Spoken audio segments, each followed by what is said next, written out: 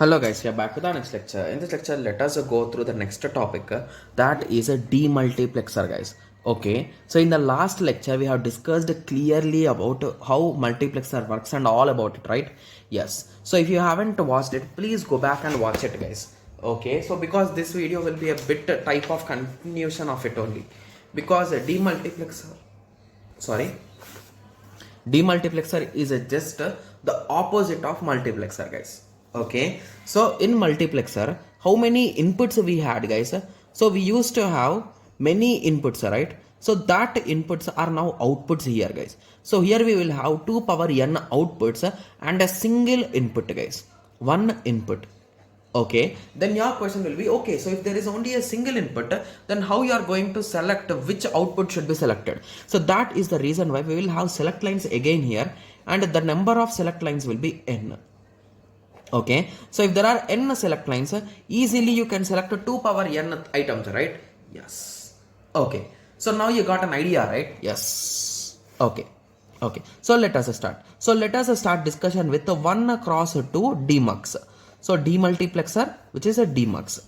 Okay, so firstly let me draw a small diagram for it. So 1 demux. So 1 cross 2. Okay, yes. So it is having one input, 2 outputs and a single select line, right? So I, okay, output 1, output 2, similarly select node. Okay, so basically based on this input, I should identify which line to select, right? So what is the input here? So indirectly we will be saying I, but the input is a yes not guys. So based on this select only, this whole multiplexer demultiplexer concept will work guys. So here yes is our input. Okay, so yes could be 0 or 1. So we are having 2 outputs, right? Yes. So if yes is 0, this one guy, this yes 0 O0 will be selected, whereas if 1 O1 will be selected. So in the other cases it will be 0, so there will be no selections, right? Yes. So this is a small diagram, small representation for demux guys. Okay, so now your question will be, okay, so in the last lecture when we have discussed multiplexer, I told that we can expect direct questions from it based on characteristic equation and all. So can we expect the same type of questions here? It's really rare, but anyway let us write down the characteristic equation guys. So the characteristic equation logic is the same. So you will write I.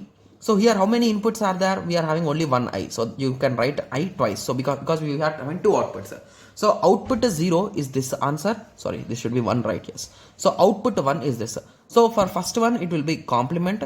For this it will be normal. So it is indirectly 0 and 1 only guys. Okay. Yes. So once we write 1 cross 4 demultiplexer, you will get more idea. So don't worry. Okay. Yes. So now you got an idea, right? So these are the characteristic equations guys. So for output 0 and output 1. Okay. Yes. So now let us try writing the same concept for 1 cross 4 demultiplexer.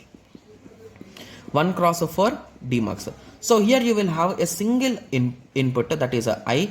You will have 2 select lines, S0 and S1. You will have 4 outputs, O0, O1, O2 and O3, right?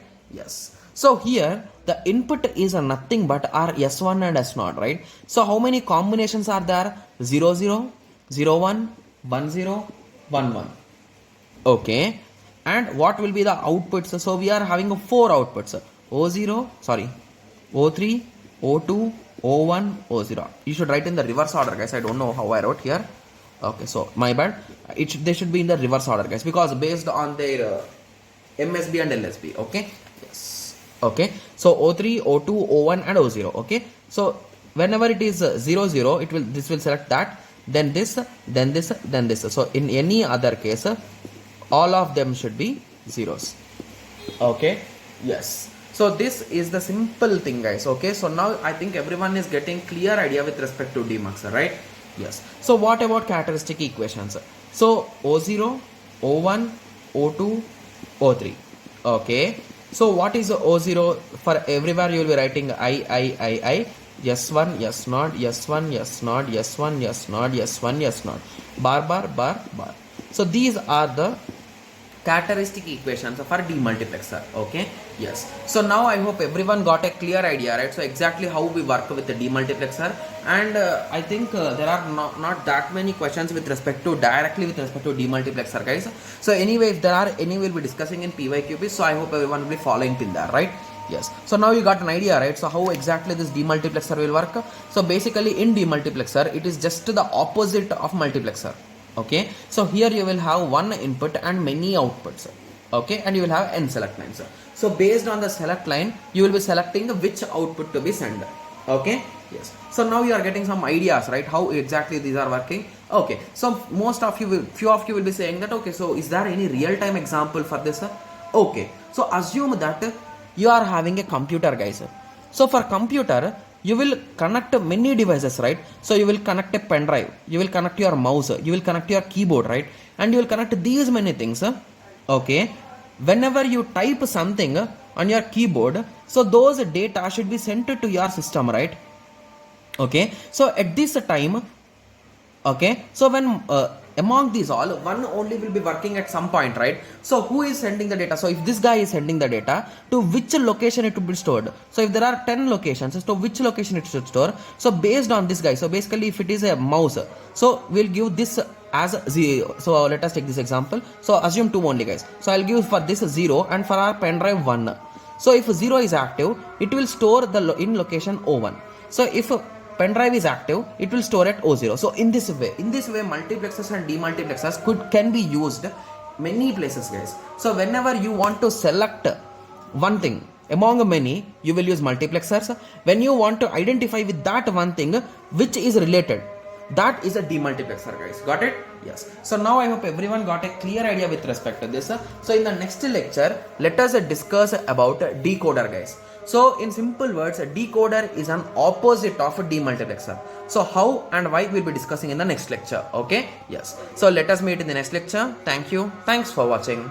Like, share and subscribe for more awesome videos like this. Thank you.